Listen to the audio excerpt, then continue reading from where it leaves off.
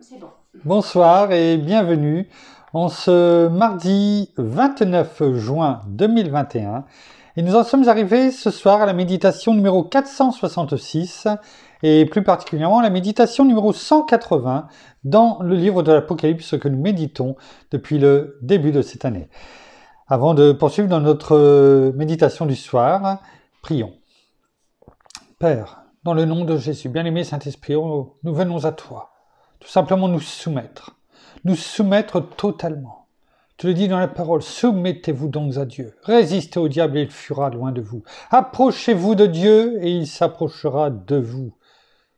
Purifiez vos mains, pécheurs, et lavez vos cœurs, âmes partagées.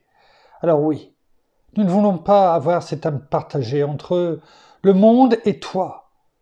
Nous voulons tout simplement que tu sois à la première place de nos vies, dans nos vies, pour toujours.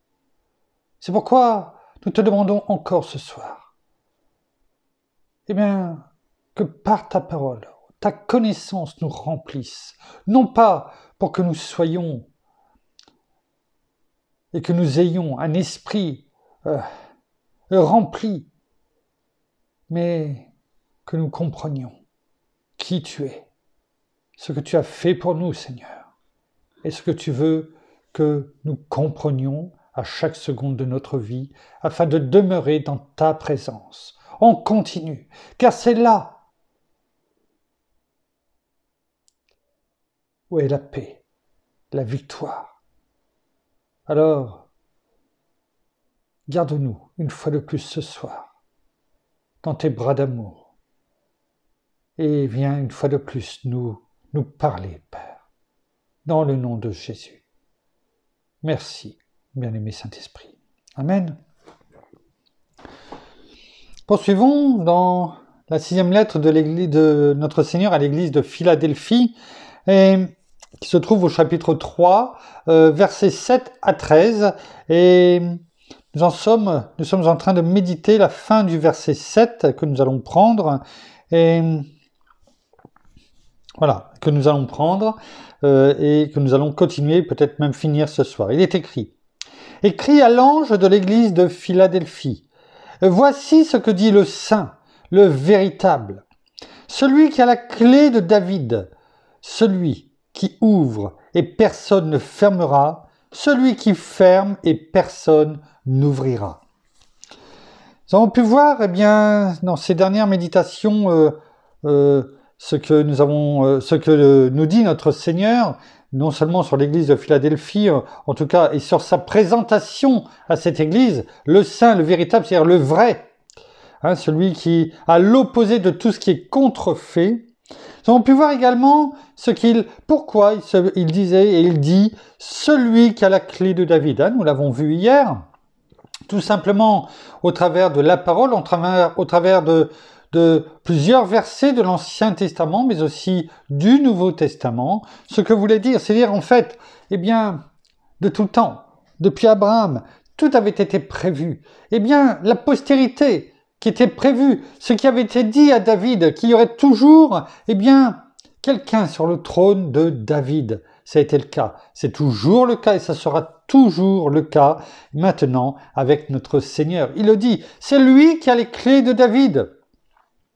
Et on ne va pas revenir sur cette présentation parce que la parole, on l'a vu hier et cela a été suffisamment clair, mais il y a cette deuxième partie. On a pu dire on a défini ce qu'était finalement la descendance de David. Entre nous, soit dit en passant, on l'a pu le dire et on a pu le voir dans Matthieu chapitre 1er verset 1 où il y a la généalogie de Christ Jésus et on peut même y rajouter notre nom à la fin, car nous avons toute notre place, non pas parce que nous sommes meilleurs, mais parce qu'en Christ Jésus, cela nous a permis de passer du royaume des ténèbres au royaume de la lumière. Et là, par Christ Jésus, nous avons été adoptés par notre Père, et nous avons reçu son esprit d'adoption par lequel nous crions « Abba, Père ». Mais avoir celui, Jésus, qui a la clé de David, c'est aussi la puissance Parce que n'oublions pas que notre Seigneur, lorsqu'il est venu s'asseoir à la droite de notre Père, a reçu le nom qui est au-dessus de tout nom, le Seigneur des Seigneurs, le Roi des Rois, mais il a reçu aussi toute autorité dans les cieux, sur la terre, sous la terre, sur les anges et sur toute domination, quelle qu'elle soit. Et c'est important parce que la clé de David, c'est également cette puissance, cette autorité. Et on peut le voir aussi dans Matthieu, chapitre 28, donc le dernier chapitre de l'évangile de Matthieu, et au verset 18, lorsque Jésus s'approcha des disciples et leur parla ainsi, « Tout pouvoir m'a été donné dans le ciel et sur la terre. » Vous voyez ce que l'on disait juste précédemment, eh bien c'est conforté par la parole. C'est cela qui est important. Ce n'est pas ce que je peux vous dire, c'est ce que la parole apporte en confirmation. Et c'est ce qu'elle dit. C'est ce que notre Seigneur nous apporte comme, comment dirais-je, non pas comme précision, mais enfin comme certitude, eh bien, sur son autorité, sur l'autorité de Christ, sur son autorité divine, sur la puissance de Christ. Tout pouvoir, c'est-à-dire toute autorité, m'a été donné dans le ciel et sur la terre. Et c'est ce qu'il fait. Toute cette puissance, tout ce pouvoir, eh bien, en tant qu'enfant de Dieu, il nous le donne en son nom. Nous sommes ses ambassadeurs là où nous sommes. Ici, chacun d'entre nous, en tant qu'enfants de Dieu, c'est ce que nous sommes appelés à déclarer, à proclamer qui est notre Seigneur, l'évangile, la bonne nouvelle, et afin que toutes ces personnes, en recevant cette parole, eh bien, puissent être attirées à Christ notre Seigneur. Nous avons, rappelons-nous, nous l'avons dit, ce message à l'église de Philadelphie, cette lettre de notre Seigneur à l'église de Philadelphie, c'est également, comment dirais-je, l'esprit spirituel de l'église missionnaire qui a commencé en 1800 environ. Et c'est bien tout ce que nous disons. Notre Seigneur, à partir du moment où il nous fait ambassadeurs de Christ, c'est pour déclarer, proclamer la parole. L'évangile.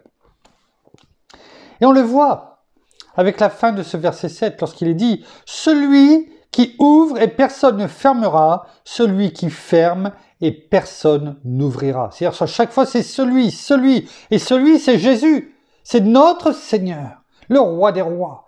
Et là qu'est-ce qu'il dit? Qu'est-ce qu'il fait? Parce que n'oublions pas, le Seigneur dit toujours ce qu'il fait et il fait ce qu'il dit. C'est une chose qu'il faut se rappeler. Déjà, nous, c'est ce que nous devons faire, agir de la même façon que notre Seigneur, et ne jamais oublier que tout ce que le Seigneur dit, il le fait. Et tout ce qu'il fait, il nous l'a dit.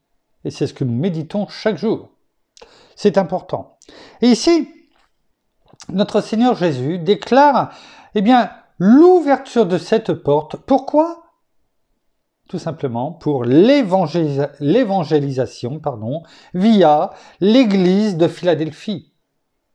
Via tous ces missionnaires à partir de 1800, qui ont sillonné avec difficulté le monde entier. Parce que les infrastructures n'étaient pas du tout ce qu'ils sont aujourd'hui. Ce qui ne veut pas dire que c'est plus facile, je dirais, aujourd'hui d'être missionnaire. Ce n'est pas du tout ce que je veux dire. Mais en tout cas, les difficultés au niveau infrastructure, c'est-à-dire routes, avions, trains, suivant les endroits, bateaux, n'ont rien à voir en regard de ce qui existait en 1800. Et c'est ce que le Seigneur fait ici. C'est pourquoi nous avons dit que dès le départ, à partir de l'église de cette lettre à l'église de Philadelphie et ensuite la dernière lettre à l'église de Laodicée, eh bien cela représente bien tout simplement les croyants des deux camps d'aujourd'hui, de ces derniers temps. Ceux qui reçoivent la parole et qui la mettent en pratique et donc qui déclarent, qui proclament, qui n'ont pas honte de dire qui ils sont et ce qu'ils font, et ceux qui peuvent recevoir, bien sûr, s'ils sont suffisamment à l'écoute, eh bien la parole de Dieu, et ceux qui sont, eh bien, aujourd'hui dans le royaume des ténèbres, le même que nous faisions, dont nous faisions partie il y a encore, eh bien, quelques années. Ne l'oublions pas.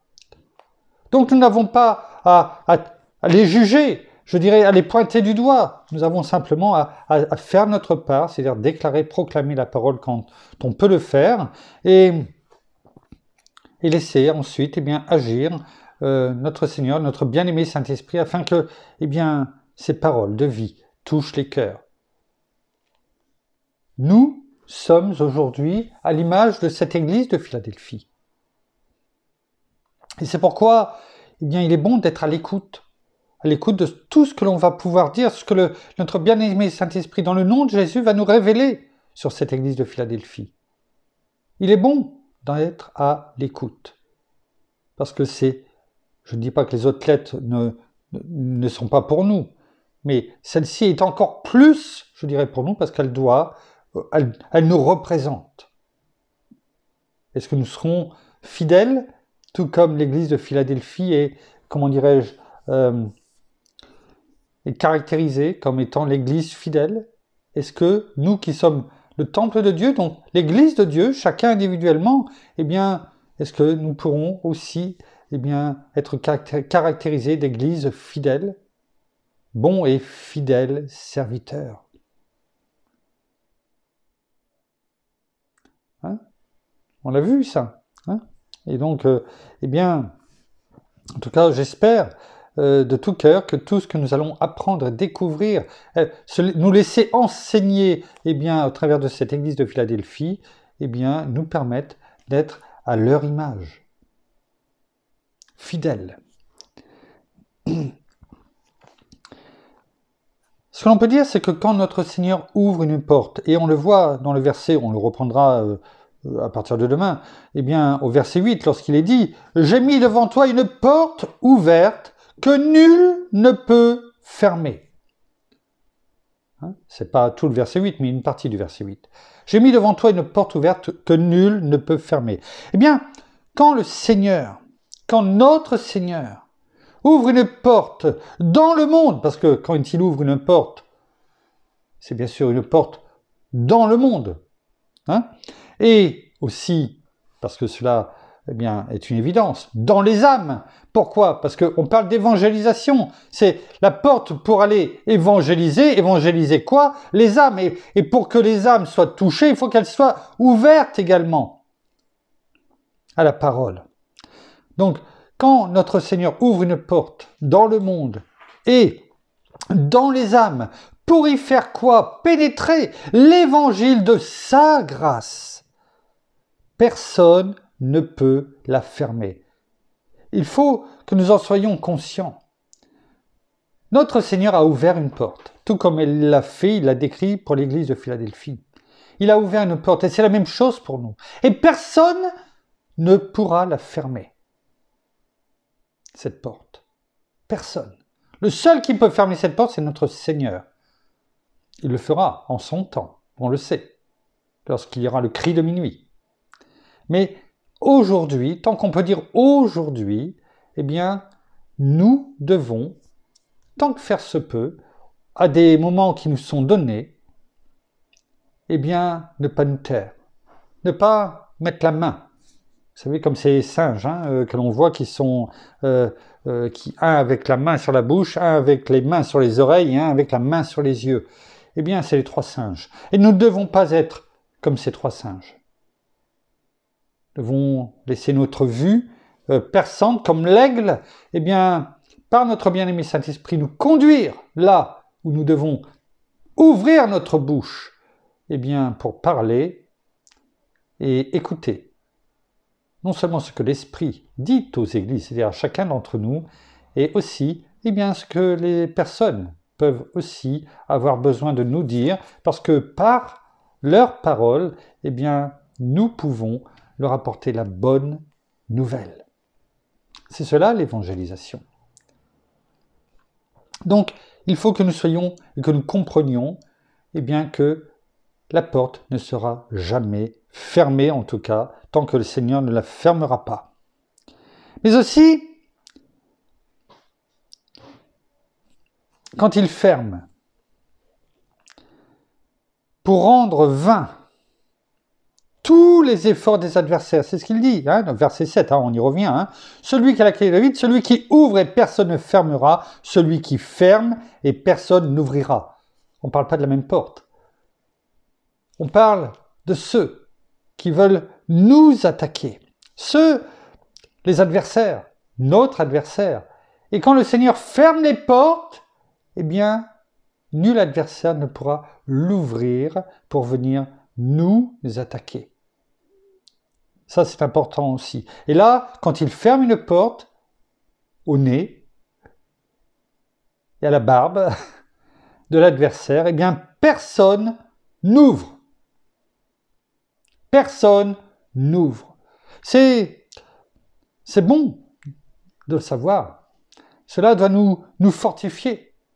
La puissance de notre Seigneur est sans commune mesure.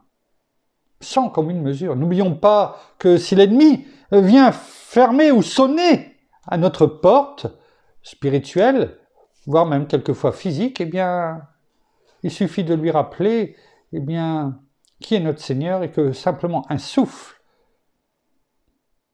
suffira de notre Seigneur pour, eh bien, l'emprisonner, pour le jeter dans le feu de la géhenne. Ne l'oublions pas, un souffle de notre Seigneur.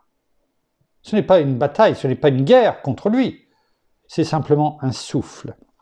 Alors, il faut que, avec cette double conviction, nous comprenions que son Église, l'Église de Christ, ne saurait être découragée.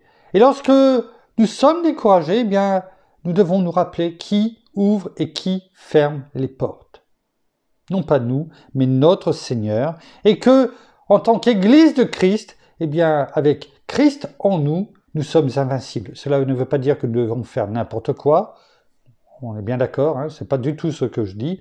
Mais spirituellement, nous sommes invincibles. Tant que c'est Christ qui conduit les choses. Et tant qu'on le laisse, on laisse notre Père combattre pour nous. Oh, nous sommes là, nous faisons notre part. Mais ne faisons pas ce que Dieu doit faire. Ne nous mettons pas plus haut que ce que nous devons faire. Simplement, mettons en pratique ce qui nous est demandé. Laissons notre bien-aimé Saint-Esprit nous conduire. C'est ça qui est important. Parce que l'ennemi voudra toujours nous, vous savez, mettre ce voile, ce brouillard. Il voudra toujours le faire. Vous savez,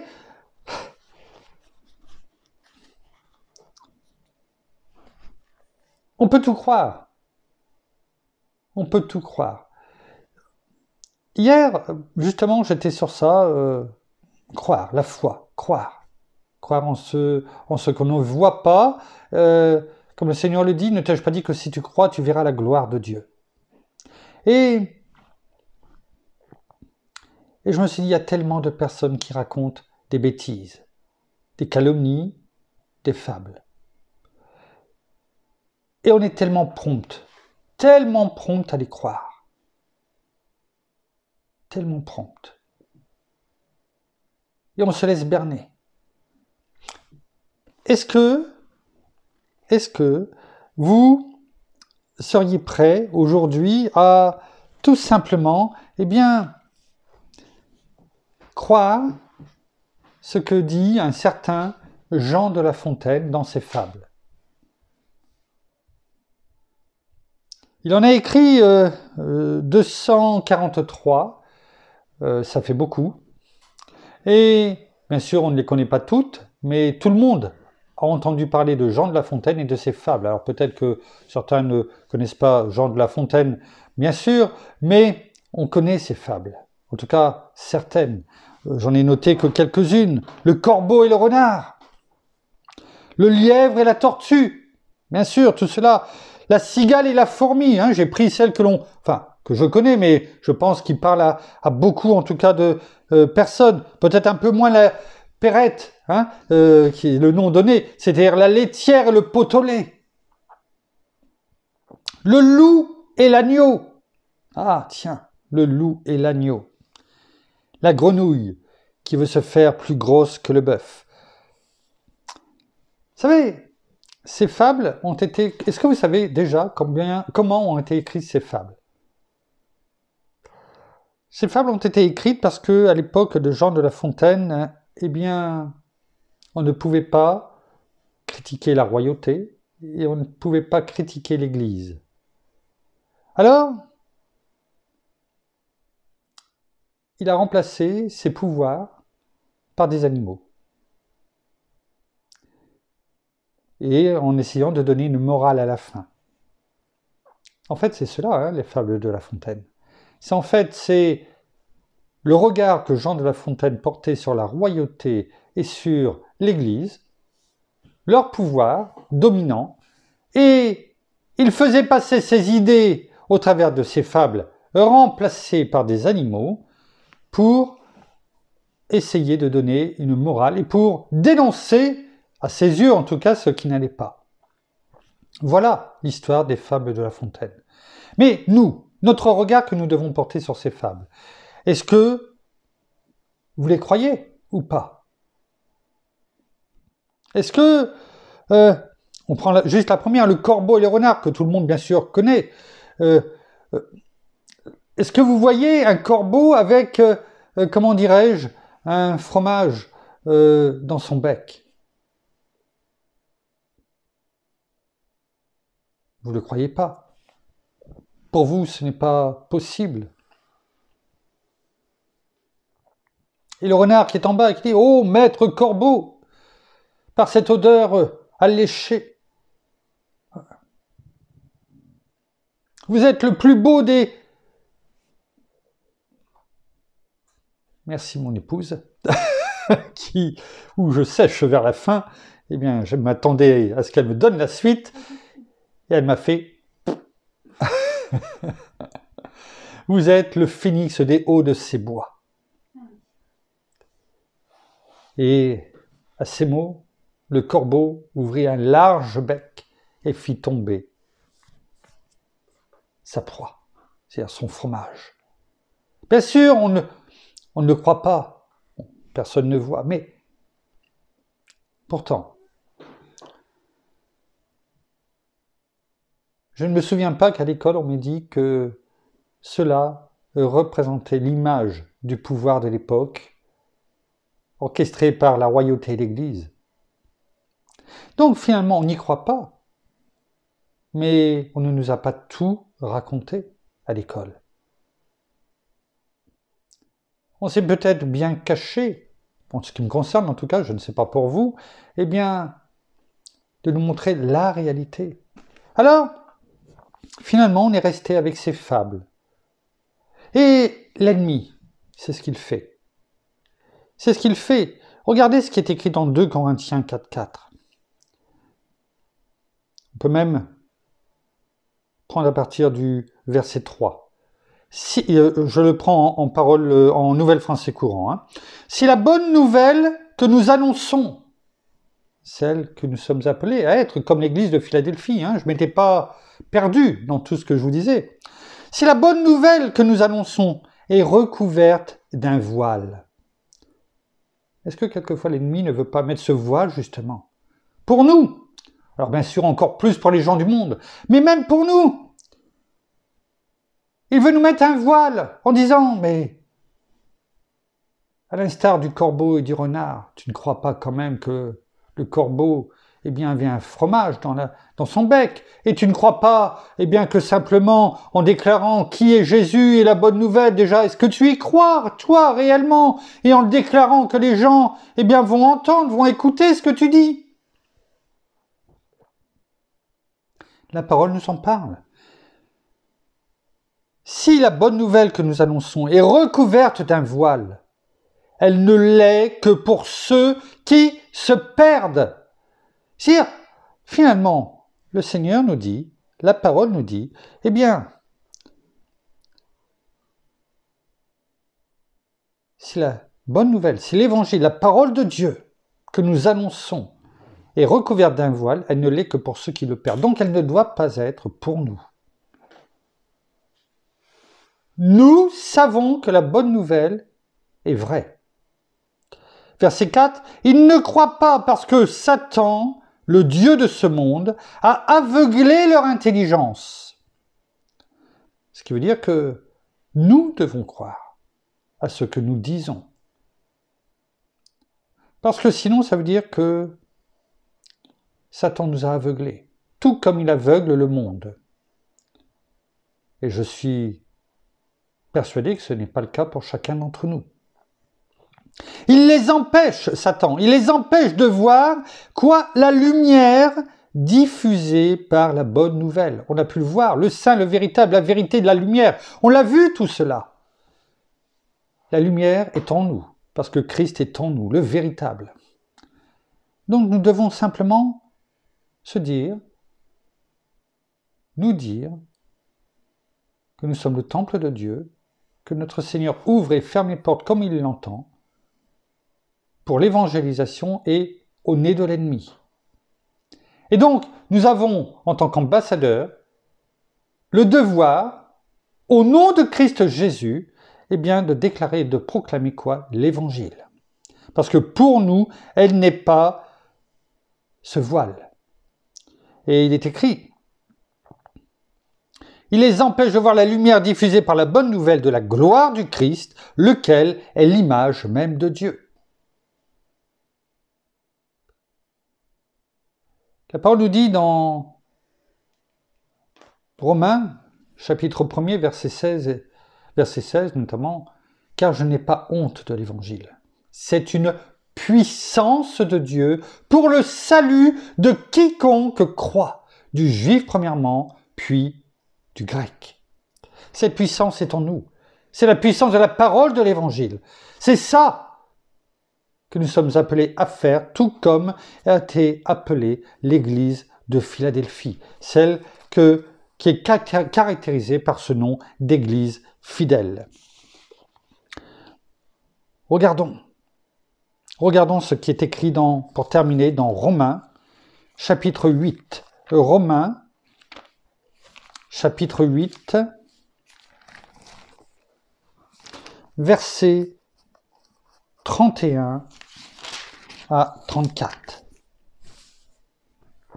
Romains, chapitre 8, versets 31 à 34. Que dirons-nous donc à ce sujet?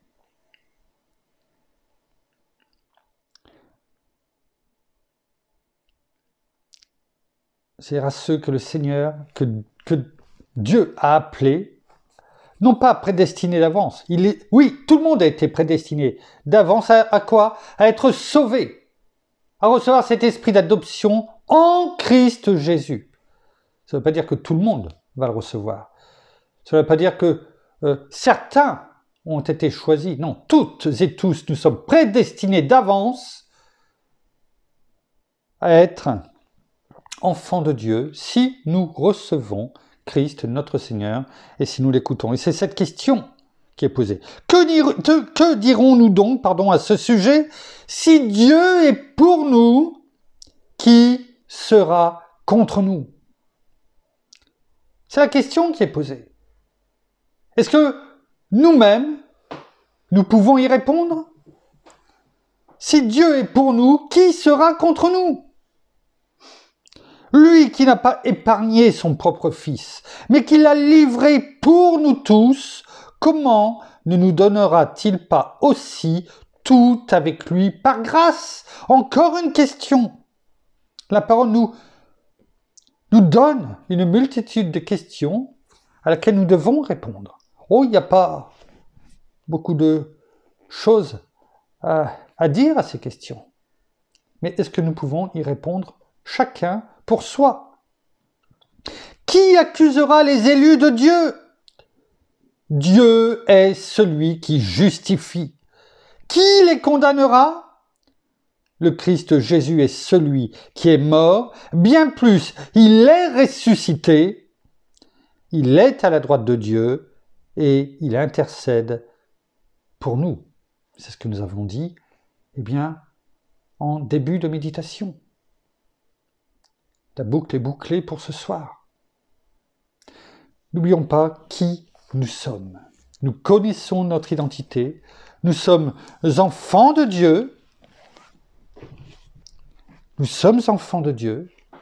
Nous avons reçu cet esprit d'adoption.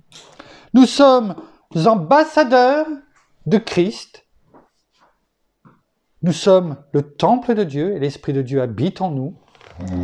Et notre Seigneur lui-même ouvre les portes pour que, tout comme l'Église de Philadelphie, eh bien, nous évangélisions, nous proclamions, nous véhiculions la parole, la bonne nouvelle.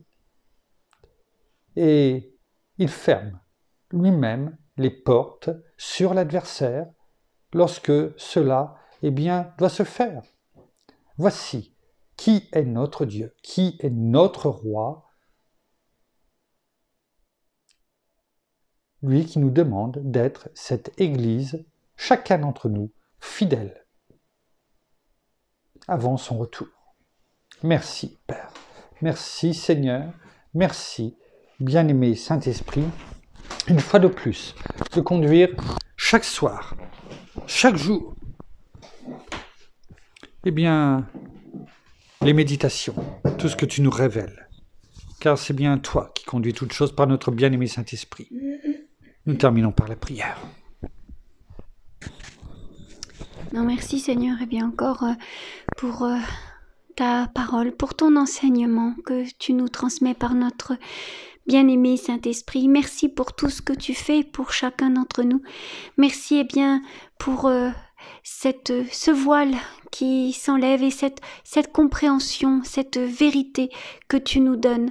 Nous qui avions été peut-être aveuglés pendant tant d'années et qui est peut-être encore le cas pour beaucoup de personnes encore aujourd'hui, bien simplement, et il faut que nous aussi, eh bien nous révélions la vérité, ta vérité, celle que tu nous as donnée, celle que tu nous donnes jour après jour, celle qui a permis d'ouvrir nos yeux et qui continue d'ouvrir nos yeux jour après jour sur tout ce que tu nous enseignes, sur tout ce que tu veux, sur tout ce que tu as en réserve pour chacun d'entre nous. Alors nous aussi, eh bien soyons ces porteurs de bonnes nouvelles.